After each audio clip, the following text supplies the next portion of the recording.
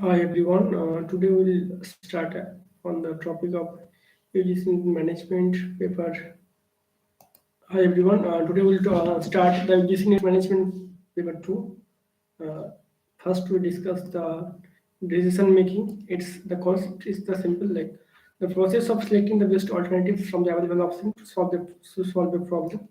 Like in the features, like we can know about the rational process, goal oriented, continuous activity, function involves commitment and dynamic process. The best decisions are by nature, by levels, and by scope. By nature means they're programmed and non-programmed. The programmed are routine and repetitive. Non-programmed are mobile and unstructured. Labels are like strategic, optical, and like tactical and operational. By scope means the organizational and personal. Like the decision making processes, like the steps are identify the problem, gather the information, develop alternatives, evaluate alternatives, based based alternative plans, like implement the decision and follow-ups. Decision making techniques are like traditional like intuition, experience, facts and authorities, and modern techniques are like operational research and qualitative tools.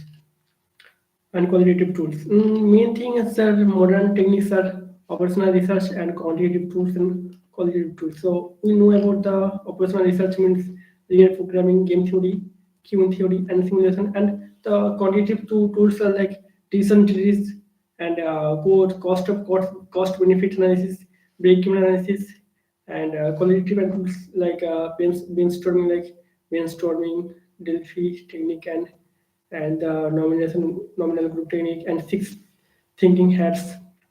And the decision making models are like classical.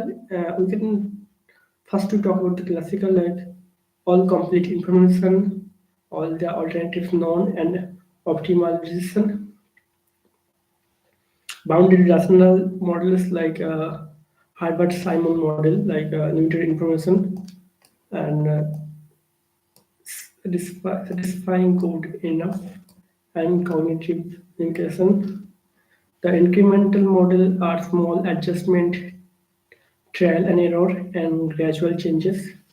The organization structure and design like type of organization like functional organization, divisional structures and matrix structure, team structure and network structure, and authority and responsibility. Like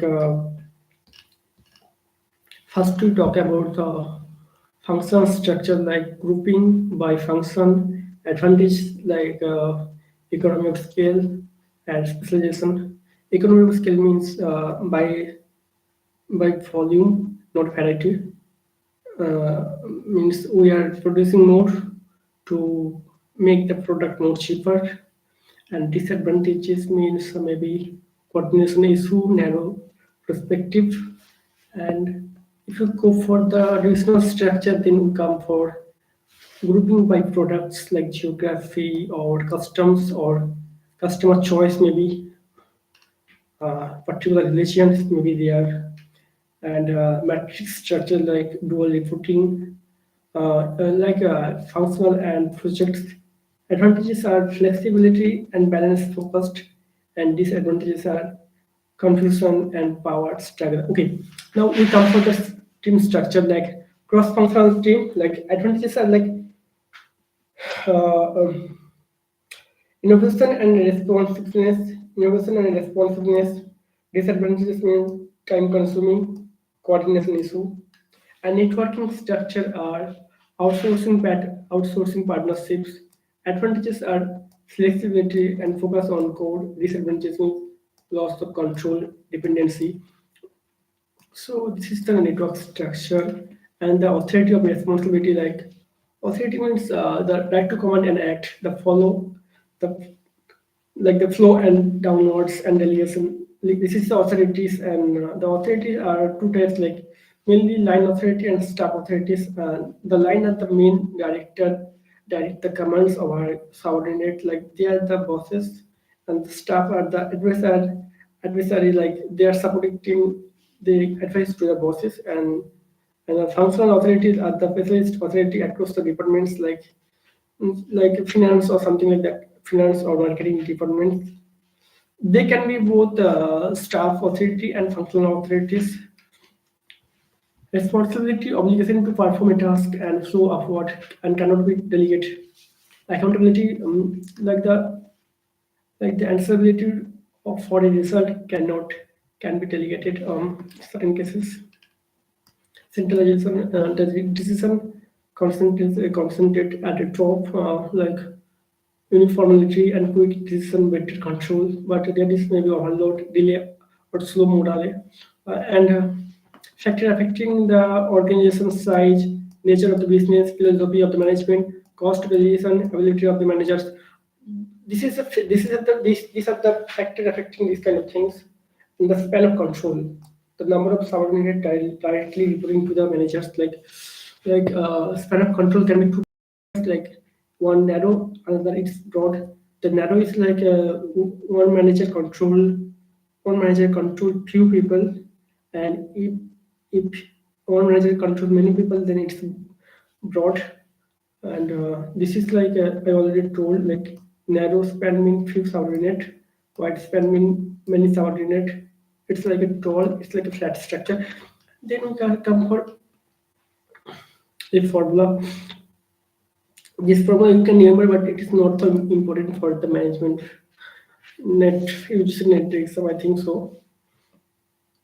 Now we can come for the managerial economics, like concept. First, it is application of the economic theory and methodology to business decision making, like nature in the microscopic in character, nominative science and perspective rather than descriptive.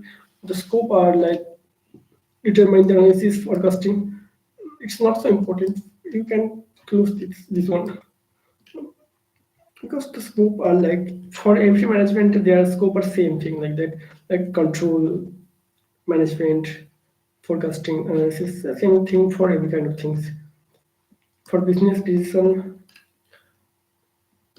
like we can talk about the managerial economics for business decision. Like mainly we are talking about cost control, demand forecasting, production planning, inventory management, and pricing strategies.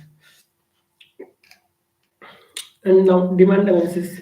First one is coming the utility analysis, the satisfaction derived from the consumption, like total utility, like total satisfaction from all units, and the marginal utilities. It is very important. So the marginal utilities means the additional satisfaction from one more unit, and the law of diminishing marginal utility, like total utility increase as decreasing rate, like mu becomes zero, mu becomes zero at saturation, like maximum ut, and mu become negative after saturation. Saturation means like what I can talk, like total utility and increase at decreasing rate, and mu like when the consumption increases, mu decrease. Like when you eat extra one unit, then your marginal unit utility decrease, and your total utility will be increased, but it will decrease in a decreasing rate. Like after you increase your consumption, you cannot, you cannot you cannot eat it in the same speed you were eating from the first time. So your total utility will decrease, and the aim becomes zero when your total utility is saturation, like maximum, and aim will become negative after saturation. So after the saturation, when like after you overeating, your marginal utility will be decreases. So the consumption equilibrium, it's like single commodity, like mu equal to price. It is important for you, I think. In different kind of the contribution combination of two goods giving equal satisfaction, like Its properties like downward sloping, negative slope, convex to origin, higher curves or higher curves, so higher satisfaction, never intersect, cannot touch, cannot touch the axis.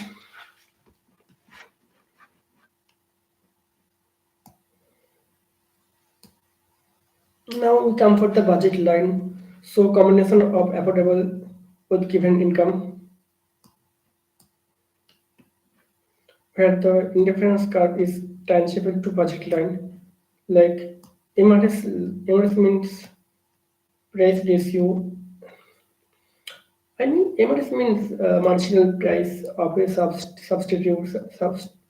substitution like mu by mu x by mu by y. If we come for the elastic demand, then we can come for the price elasticity of demand, like change in the total quality demand and change in the price. I think the price elasticity of demand is about quality change in demand and quality change in price of that product. So it will always about quality change in demand like QD and price change, that's product price QP, demand change and price change. And then we come for the types. The types are perfect elasticity. Perfect means this is the curve will look like this, the perfect one. The perfect elasticity E equal to infinity, the horizontal demand curve, and then we come for the perfectly inelastic. It is like this vertical curve where the E equal to 0. Then we can come for the elasticity of demand where E equals to greater than 1. Like change in quality price means the change in the quality demand is more than change in the price. E is greater than 1, and if it's inelastic, then the change in the price is more than change in demand. It's less than 1, and the unit elastic when the ET is equal to 1, both are same, and it will be like the curve like this type. Not there should be no interaction like this type, and factors affecting the demand are like substitute, and I think nature of the quantity and complementary goods, I think. Okay, now we come for the income elasticity, change in the demand means QD. Demand is fixed, and then we come for income. And cross elasticity, change in quantity, and then change in price. Cross in the change in quantity and change in price. We can know about that the positive for substitute goods like Coca-Cola and Pepsi. If the Coca-Cola demand increases, then Pepsi price increases and Coca-Cola demand increases. Same, it's both are positive. And the negative, like if car and petrol, like if the car price is increased, then if the petrol prices increase and car price will be decreases, and but demand will be less. So it's about the price and demand. Like petrol price increase, car demand decrease, and then zero is unrelated codes. Like I don't know about the zero. I don't have any example for the zero elasticity goods like maybe car and water. Both are not related. So this is the things for demand elasticity, and then we go for the demand forecasting. The methods are survey methods, statistical methods, economic methods. The survey methods are consumer survey, opinion poll, expert survey. Survey method, I think it's a quantitative demand methods, and consumer survey, opinions poll, expert poll, and the statistical models like trend analysis, moving average, exponential smoothing, regression analysis, and the economics methods are input-output analysis, because economic-centric models, factor affecting demands like price of the commodity, price of related goods, income of the consumer, taste of the preference, population, government policies, expectation, the market structure. We have seen the perfect competition, like where there is a large number of buyer and sellers, homogeneous product, free entry exit, perfect knowledge and no transport cost, perfectly mobility. This is perfect. Maybe most cases in real life there is no perfect competition. And if you come to the price determination, like by focusing market demand and supply, the firm is the price taker, and the question of the price equal to marginal cost, and I think it's marginal revenue, and AR equal to kilogram. And the monopoly is very common for, like, we are searching for Google or Apple for tech, and the features are very good. If you can see the features, then you can analyze the features like single seller, no close substitute, barrier to entries, price maker, and the price determination are the MR equals to MC. Like the price is higher for the price is higher than marginal cost. Price is higher than marginal cost. The price are discrimination possible, the firm can charge you anything for their product because they have the full control over the market, and they are the things that the marginal revenue is equal to marginal cost. So you can understand that the price is more than the marginal cost. So they are making the profit from the beginning actually, and the consumer supplies become producer supplies. I think the types of the monopolies are like it's like natural monopoly. Some come by from private competition, some come by legal monopoly, and some do research and R&D. They become the technological monopolies. Simple monopolies also be there, but we have to focus on the monopolistic competition. It is more like a perfect competition, but the product are differentiate, and other all the things may be more than the same, but in the long run the profit is very small compared to monopoly competition. And in this case also MR equals to MC and P greater than MC on marginal cost, and the excess capacities in the long run. I mean, if you calculate the excess capacity in the long run, then you just there is be very little profit for this kind of competition. And if you come for oligopoly, like there is few sellers, and the curve quite the graph will be like kink graph. I don't know, like there is some kind of graph. They mentioned that it is a kinking graph, like this kind of things. I don't know. You have to check for this. And the entry variety is there, and the price rigidity, like its feature, it's only few firms there, so the price is depends on them. And models are like kink demand curve, collision, cartel, price leadership, game theories. If you come for the price determination under the perfect competition, the firm is like P equals to marginal cost, marginal revenue, and AR. The equilibrium demand equals to supply. Under monopoly, MC, MR equals, but price more than marginal cost. And then we come for the price strategies like cost-based pricing, competition-based pricing, value-based pricing, penetration pricing, skimming pricing, physiological pricing, dynamic pricing. Cost-based pricing means we are talking the manufacturing cost. Competition pricing, we are take consideration of that our competition in the market, and set my price with respect to my competitors.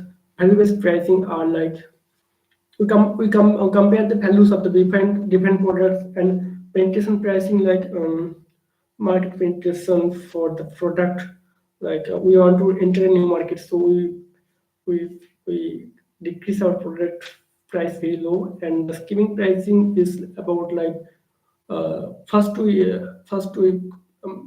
make our price for the product very high, then we gradually decrease it for other people so they can buy it. It's like a new launch gaming or smartphones. So after the premium smartphone get higher price, then after some time it will be outdated, and then the price will be decreases. And physical pricing, like we are charging 99 rupees, so people thought it's less than 100, so they can buy it.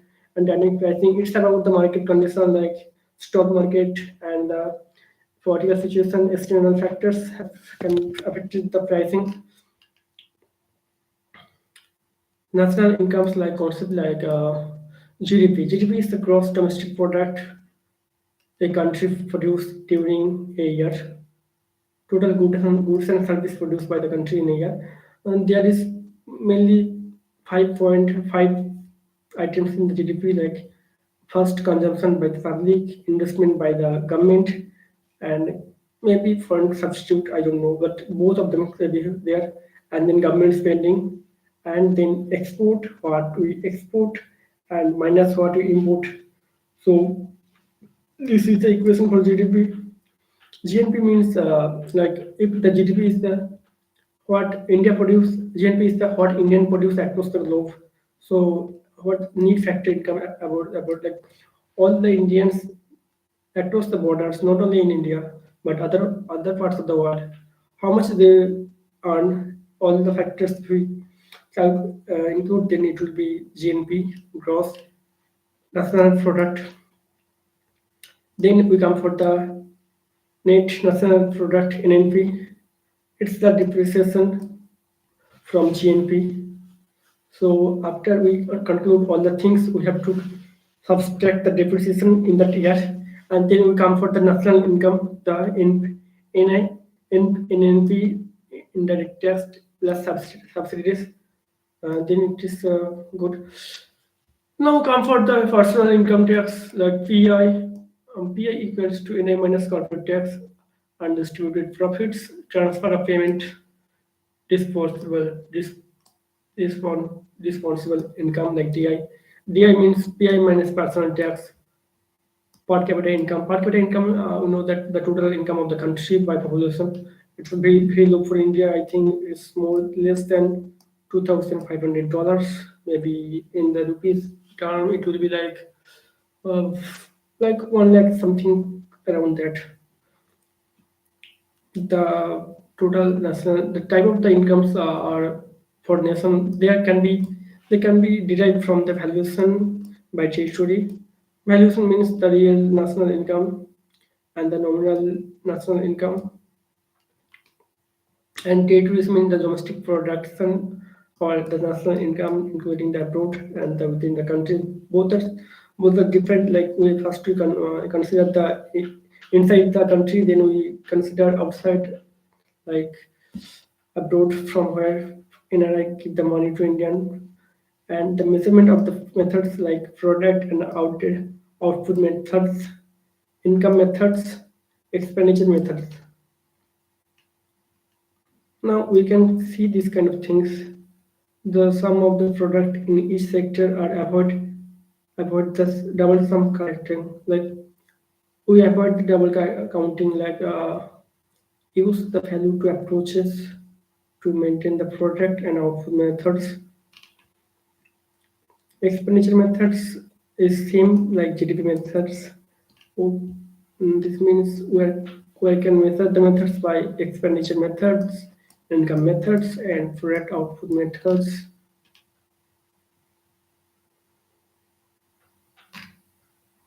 Now we come for the inflation. Inflation is a concept like the price, the money you hold today in your hand, it will be decreased in future because the time value of the money will erode by over the time because of the inflation. So the if you want to buy something with same money in future, you get the product lesser than today you get. So there are many types of inflation like creeping. Like creeping is very low inflation, like it's less than three. Working means 3 to 10%, and galloping inflation 10 to 20%. Hyperinflation means above 50%. It's the month per. I think the hyperinflation is so high. You can see the it's per month, not year. By the causes, demand pull inflation like demand pull and cost push. Demand pull because the excess demand over supply. This means excess demand over supply, too much money chasing too few goods. And cost pull, the rise in the cost of the production, wage increase, raw material cost increase. Means demand pull means we have money but don't have the supply. So for that product, people want to pay more. Cost push means the rising cost of the product, and therefore the wage increases, raw material cost get increased, and then we come for the open inflation and suppressed inflation. Open means rapid price rise controlled by government is suppressed. Consumer price index (CPI). It's a retail inflation index measured by the household purchasing power. It's a basket of consumer goods. Wholesale price index like price of a wholesale level, and producer price index GDP deflator like nominal GDP minus by real GDP in 100. Measure all the goods and services. You can see the formula here for inflation. Current minus previous by current by into previous by 100.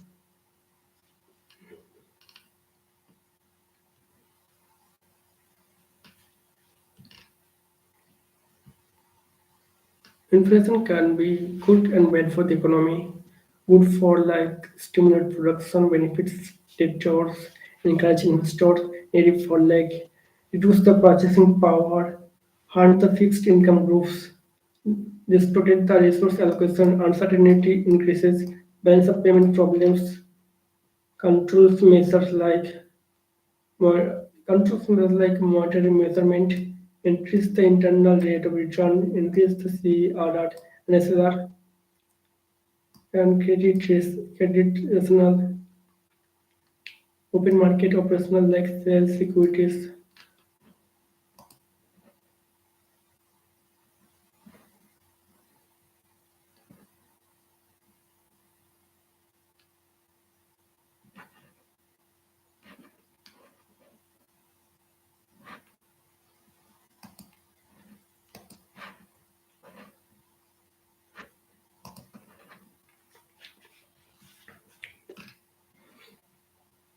Now come for the business ethics and CSR.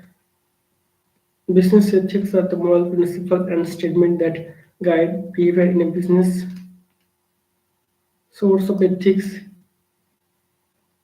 religion, culture, legal system, professional codes, individuals, conscience, and the societal norms, anatomy, honesty, justice, non-maleficence, and beneficence to good.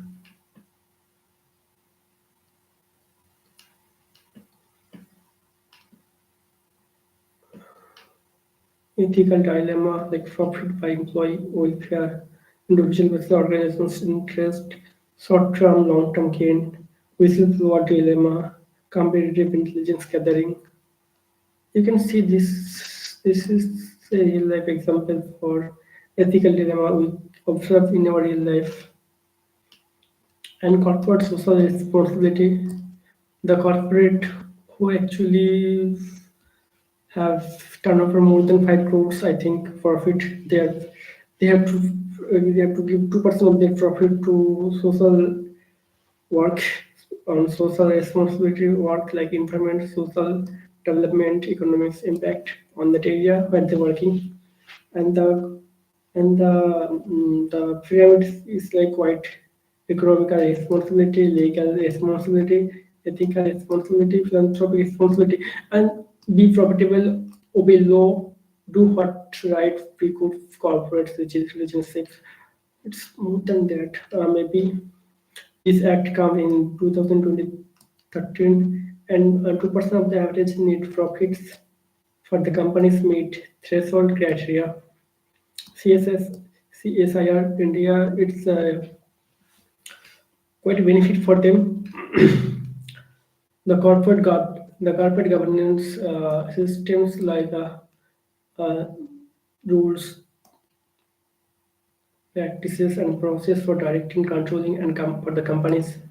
Principle of OECD, right? Shareholders, not so important for this kind of things. We can come for the corporate government course in India, like the Civic Laws 49, Companies Act 2013, Kumar Mangalam Birla Committee for Corporate Governance, Naresh Chandra Committee, Narayan Murthy Committee for Corporate Governance.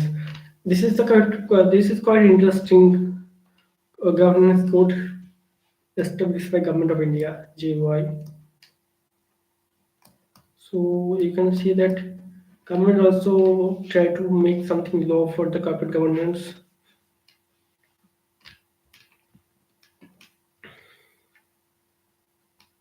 Clear and value statement, value integrated in strategies, ethical leadership, transparent operation.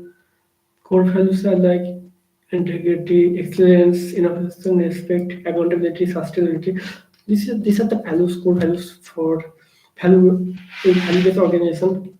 And the building the values like define the core values, leadership, commitment, communication, integration in processes, training and development, recognition and awards, continuous in enforcement.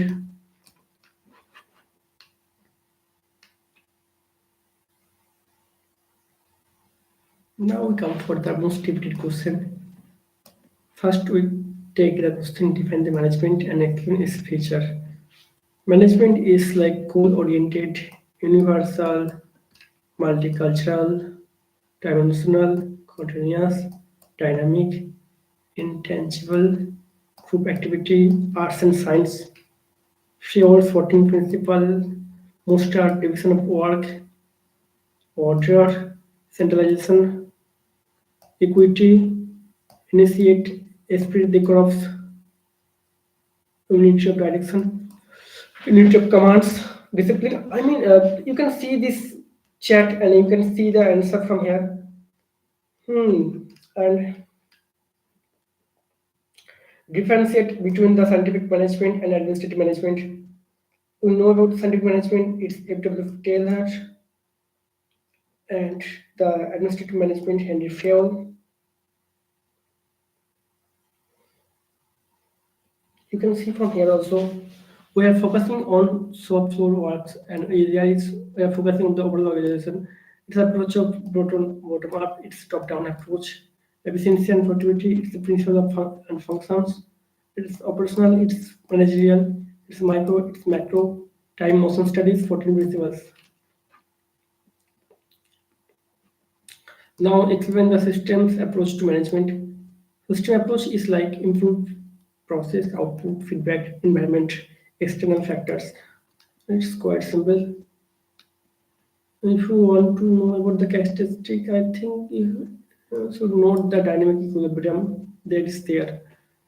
And it's holistic problem solving. It's also good. Contingency plan approaches, you are know about this. It's situational, flexible, practical, multivariable, realistic.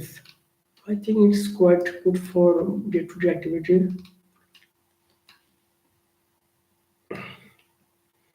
Management function, explain the management function process in details.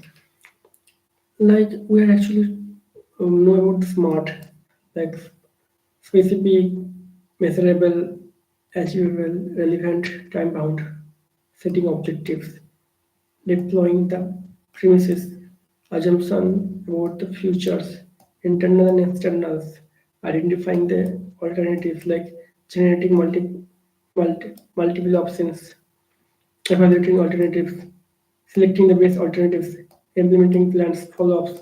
So this is quite a plan, the steps where go for the planning process in details, like selecting the plans, developing premises, identifying the alternatives, evaluating the alternatives, selecting the best alternatives, implementing the plans and follow-ups. Distinguish between centralization and decentralization. Centralization is about authority in the top. Decentralization is about dispersed authority. We actually giving the power to everyone, so it is not centralization. It is opposite, and there is you can know about these things because you can read about yourself. There is nothing too difficult here. Control with Kelsey's formula, span of control. Span of control, I already tell you that narrow span of control means the boss actually control few subunits. It's a tall structure and not flat. And then white, there is many subunits plus structure. You can see the advantages and disadvantages for both of these. Now we're coming for something delegation. Delegation is a process of assessing authorities and responsibility to subordinates while retaining the accountability. Like authority, right to act, make decision, responsibility, obligation to perform assigned task, accountability, answering from result cannot be delegated. By the way, I'm thinking about assignment of duties like processes, guaranteeing authorities, creating obligation, creating accountability. This is the process.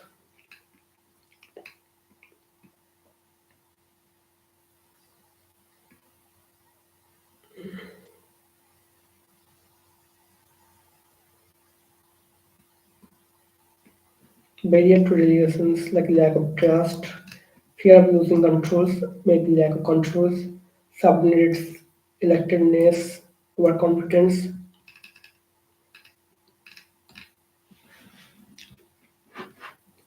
Like there is, but if you clearly see it, like there is a authority. We are giving the authorities responsibility and accountability to the subordinate during this kind of task, and it will reduce the workload for the superiors, develop a relationship between subordinates and the authorities. This is the things you have to need to know. And the MBO means management by objectives, like setting the objectives, development, the action plan, periodic review, performance appraisal, feedback, review, and rewards. It's termed by the Peter Dirac. Okay, Peter Dirac.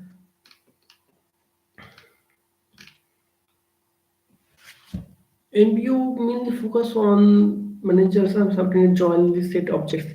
I mean the subordinates are achieving the objects, and we manager monitor the objects performed by the subordinates. And there should be feedback and rewards for the subordinates who actually achieve the goals on time. And we have to go for periodic reviews, developing action plans, and setting objectives. For first, we have to set the objectives. So it is quite interesting. It's actually a very good plan for a organization to achieve the goals. And we can encourage the subordinates to go for the plan and make it happen for the organization. So we can go for the plan. It's all about this. Now we come for the communications. Already talked about communication, the center, encoding, message, channels, decoding, and receiver. This is the main 1, 2, 3, 4, 5, 6, and then it's 7. Feedback is there. If you go for the barriers, then first semantic barriers, the languages, technical jargons, and translation errors. I think this is the most poor vocabs. And then physiological barriers like lack of attention, distrust, emotions, attitudes, filtering, selective perceptions. This kind of things will happen. Organization barriers like complex organization structure, data difference, and distance. Okay, it's so easy. You can also read it. Overcoming the barriers like clarity, completeness, consistency, feedback, active listening, proper timing, appropriate channels, credibility, reduce noise, follow-up, orientation, empathy. It's quite simple for this. You can take it from yourself.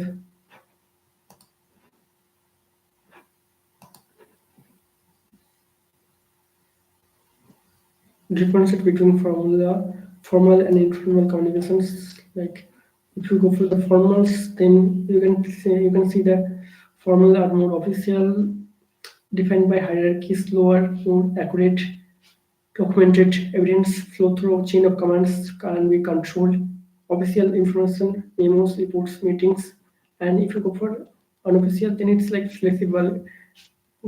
It's very good example, graphene and romance. You can remember this. It's memos, reports, and meetings. It's very important. Graphene types like single state, Cauchy, probability, and cluster. It's for informal communications.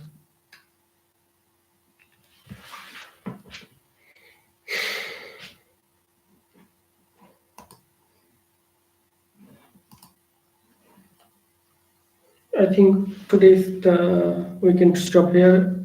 Tomorrow maybe we start again from